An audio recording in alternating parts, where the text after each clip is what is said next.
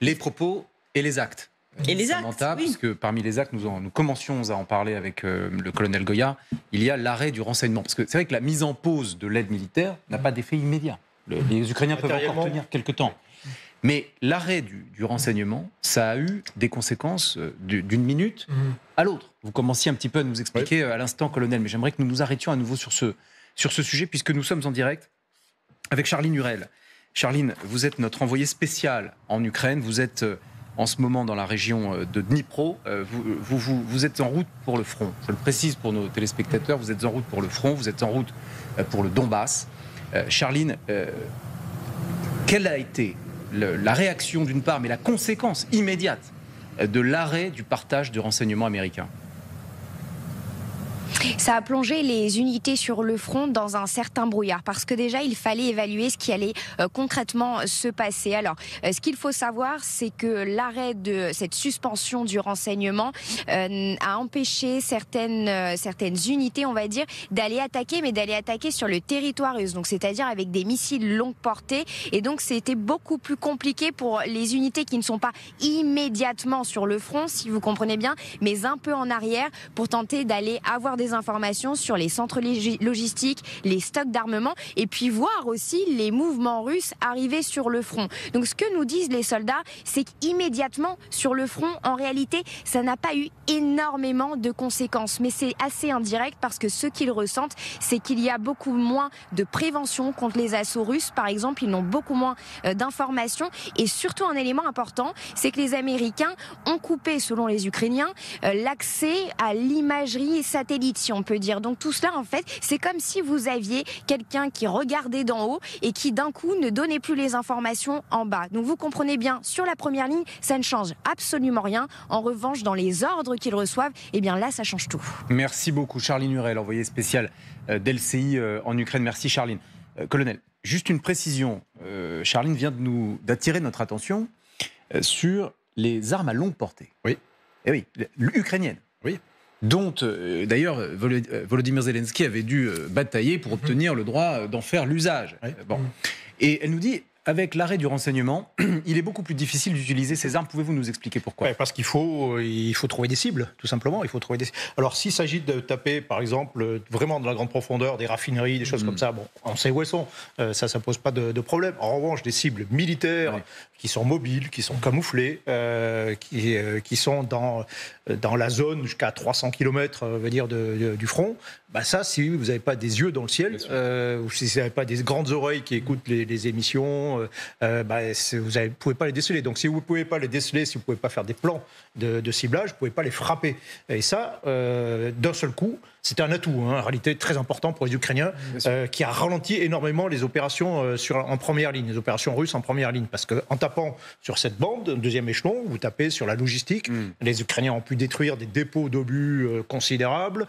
Vous pouvez taper sur les postes de commandement, etc. Bon, bref, vous faites beaucoup de mal aux Russes et vous entravez, en tout cas, vous ralentissez considérablement les opérations. Vous faites plus ça, vous obtenez quelque chose comme ce qui se passe à Koursk, où les gens en première ligne, ils peuvent, les troupes russes en première ligne peuvent se ravitailler. Elles bénéficient également, pour le coup, de renseignements supérieurs. Ils ont les satellites. Oui, ils ont aussi de quoi faire, même si c'est d'un niveau inférieur à ce qu'ont les Américains.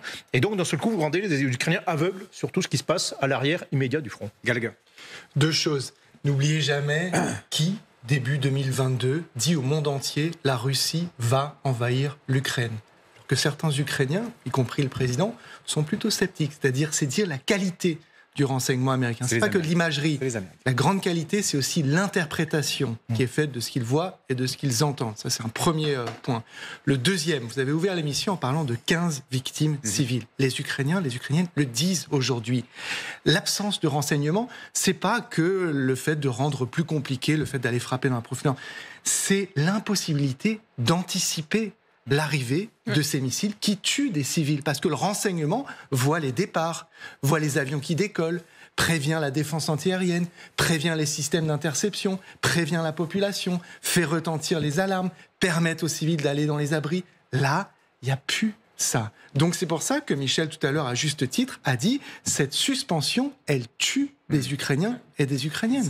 Et ça fait vraiment remonter le stress, parce que moi je suis allée en Ukraine plusieurs fois depuis le début de la guerre. Tout le monde a une application, même 2 ou 3 sur son téléphone, qui retentit, qui dit voilà, il y a un missile de croisière qui se dirige de tel endroit à tel endroit. La plupart des gens n'y font plus du tout attention, parce qu'ils ont notamment l'habitude, et ils savent que la défense aérienne descend tout, pratiquement tout. Aujourd'hui, descendait. Et aujourd'hui, tout a changé. Parce que comme ils ne voient pas les avions décoller, ils n'ont pas les renseignements, eh bien, le temps d'alerte entre l'arrivée d'un missile ou d'un drone est beaucoup plus court. Donc ça rend tout beaucoup plus tendu, beaucoup plus dangereux. Donc ça, c'est un pays qui, depuis 3 ans, vit sous les bombardements russes, qui a commencé plus ou moins à s'y habituer. Et là, c'est une nouvelle phase de la guerre qui commence, où les civils recommencent à vraiment avoir peur. Et au bout de 3 ans, les nerfs commencent vraiment à lâcher. Les nerfs commencent à lâcher. Sylvie. Oui, tout à fait. En réalité, c'est le renseignement américain qui a sauvé l'Ukraine, parce que les Russes envoyaient leurs forces spéciales à l'aéroport de Gostomel. S'il n'y avait pas eu le renseignement américain, ils n'auraient pas pu réagir. Et peut-être que, effectivement, ils auraient pris Zelensky, et que le pays aurait plus de mal à se défendre.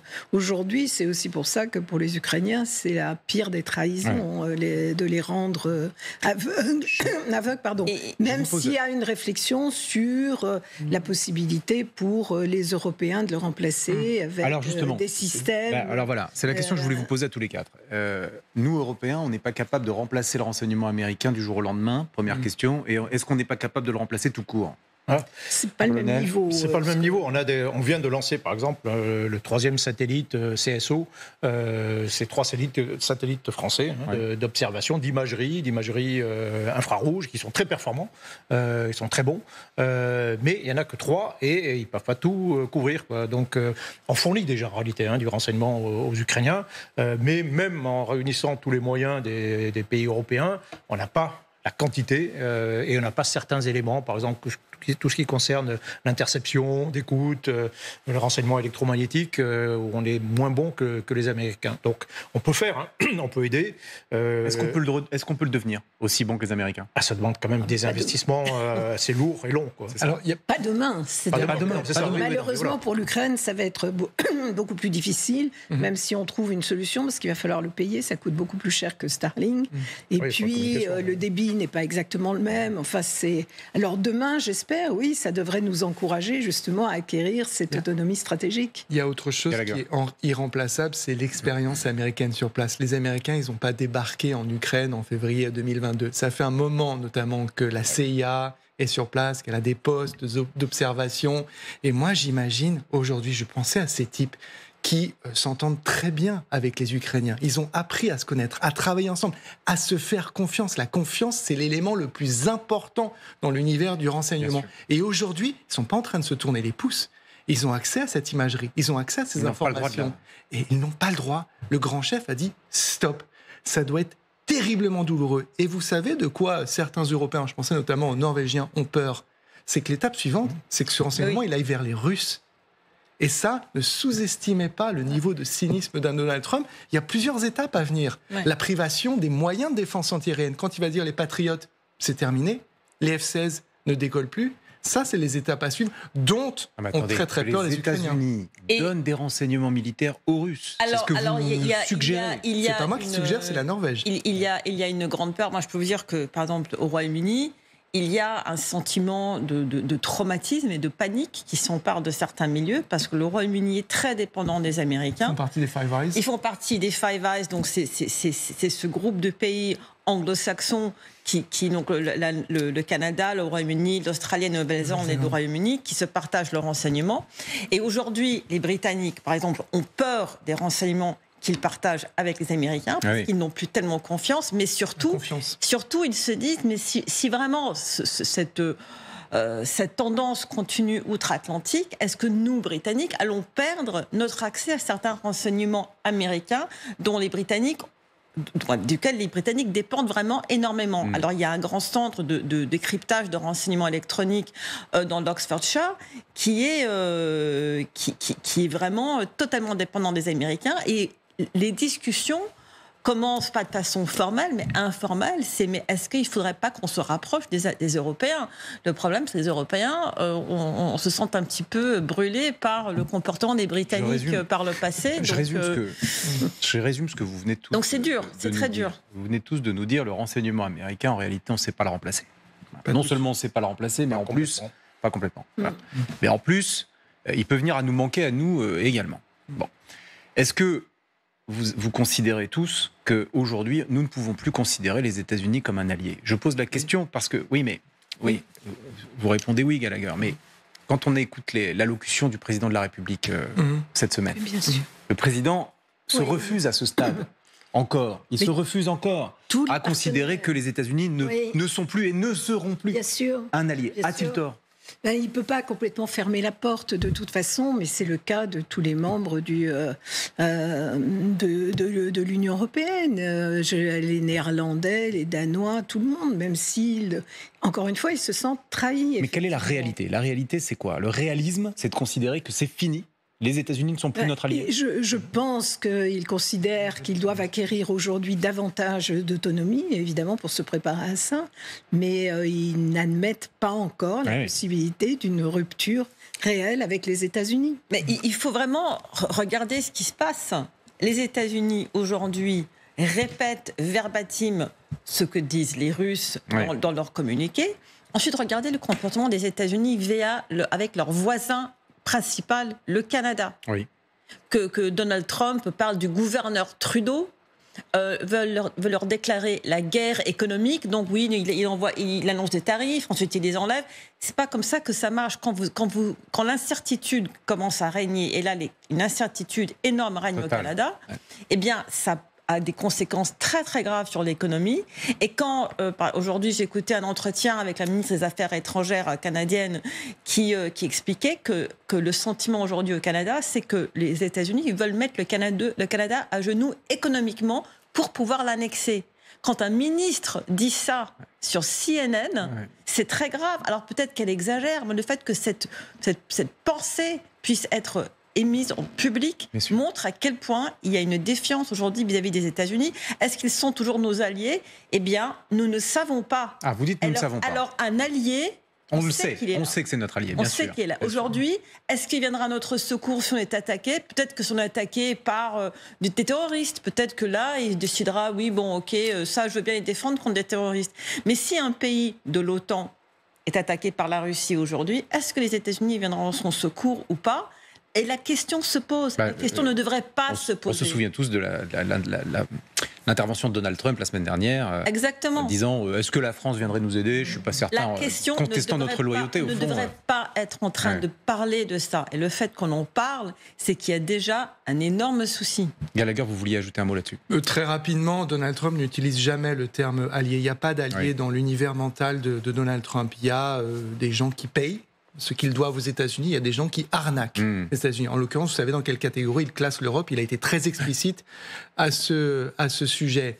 Maintenant, pour répondre à votre question, les États-Unis, en tant que pays, resteront un allié. Mais on ne peut plus, nous, Européens, entretenir une espèce de monodépendance à l'égard d'un pays dont le commander-in-chief peut, du jour à l'autre, devenir un type comme Donald Trump. Le commandant en chef, je fais la traduction, parce que, comme vous savez, je suis bilingue, mais tous nos téléspectateurs ne le sont pas.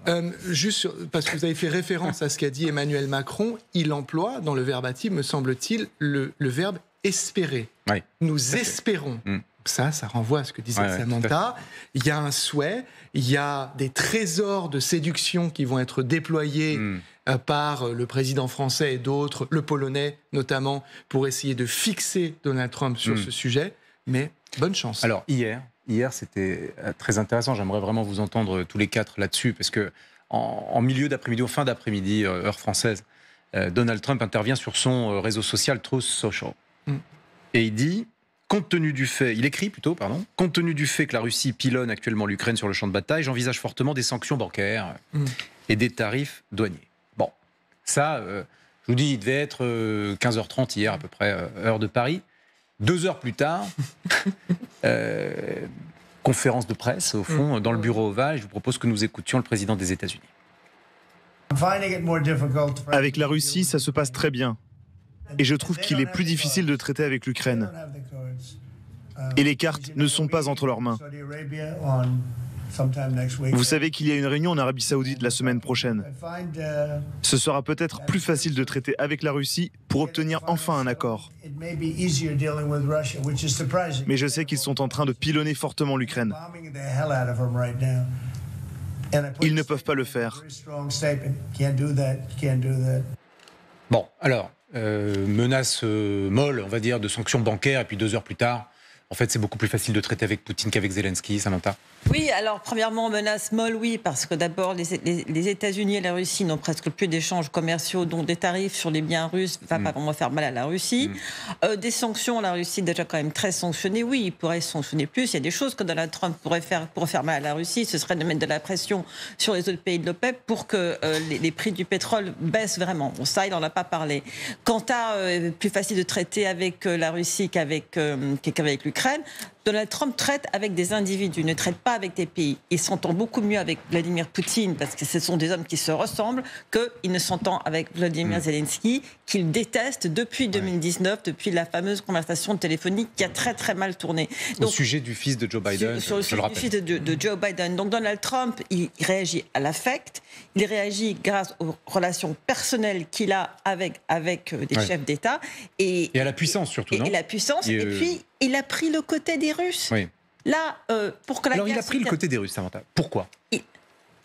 D'abord, depuis très longtemps, il est fasciné par Vladimir Poutine. C'était le cas pendant son premier mandat. Et tout ce qu'il fait aujourd'hui, c'est ce qu'il a voulu faire et que son administration l'a empêché de faire. C'est-à-dire d'avoir un véritable partenariat, d'inviter Poutine à Washington, d'aller lui-même à Moscou, de l'inviter au G7. Tout ça, il l'avait déjà dit à ce moment-là. Maintenant, il veut un accord de paix. Il se présente comme un homme de paix, peut-être pour avoir un jour le prix Nobel. Et dans ces cas-là, c'est aussi plus facile de taper sur le plus faible. C'est l'art du deal. Il le dit, il faut casser. Et la personne, quand vous faites un deal, et la personne revient ensuite vous supplier. Ça, il l'a théorisé dans son livre, même après dans des interviews. On l'a vu sur les terres rares. Absolument. Et donc, il procède de cette manière-là. Et il veut son accord. Donc, la résistance, pour lui, c'est l'Ukraine. Donc, il tape sur l'Ukraine et sur Zelensky, qui déteste, comme Samantha l'a dit. Gallagher, le mot de la fin. La réponse est très simple. L'Ukraine ne l'intéresse pas, elle ne peut rien pour lui à part un petit accord sur des terres rares qui seront très difficiles à exploiter, alors que la Russie, c'est 17 millions de kilomètres carrés qui regorgent d'hydrocarbures et de potentiel commercial qui l'intéressent bien plus qu'un éventuel combat de valeurs ou un projet de société.